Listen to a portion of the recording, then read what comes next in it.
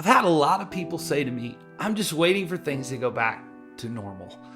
Whatever normal is, because I'm not sure at this point what normal is.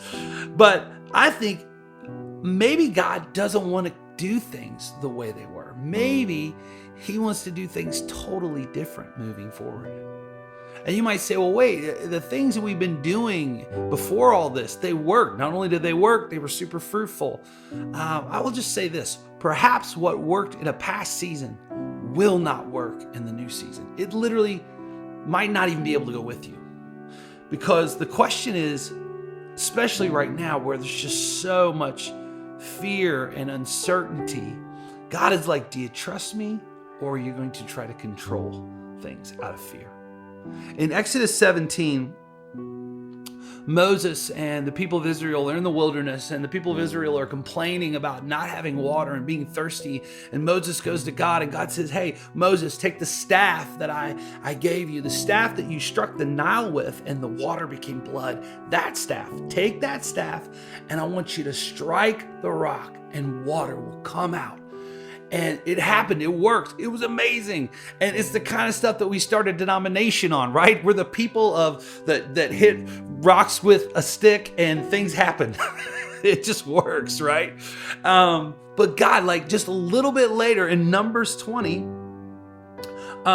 Moses and the people of Israel in the same situation. And God says, hey, Moses, this time, I want you to take the staff, the same one that's worked every time, but I don't want you to use it this time. I want you to just speak to the rock, and I will make the water come out. So God makes it real clear. Hey, listen, I know you've been doing things this way, but now I want you to do something that even takes greater faith. I want you to just speak to it and allow me to show up. It's something you can't control, right? Well, what does Moses do? In 2011, Moses, just takes his hand and he strikes the rock, not once, but twice. And the water comes out, and it supplies water for everyone, which, by the way, we cannot listen to God and say, but look, hey, things are working. It must be God. God loves people. He wants to do good things, and he's going to do his good things despite you. But it doesn't mean that he doesn't want to do more if we would just listen, right? And in this situation, Moses doesn't listen to God. He does it. He takes you can't blame the guy. This stick thing has been going really well. Water to blood. It's coming out of the rock when he hit it. It's hard not to fall back into that comfort, right? That model that works. But God says, listen, Moses, because you did not trust me enough. You didn't trust me enough to let me demonstrate my holiness to the people of Israel. Because of this, you will not lead them into the land I have given them. Think about it.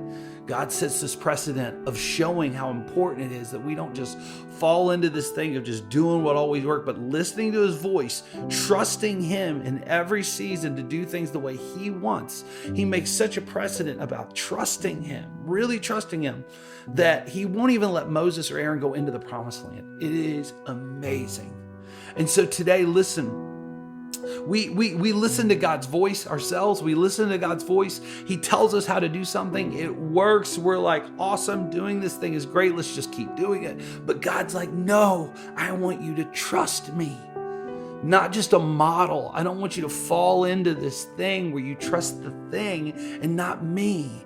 So in every season of life, especially right now, go to God and say, okay, God, how do you want to demonstrate your holiness through me trusting you?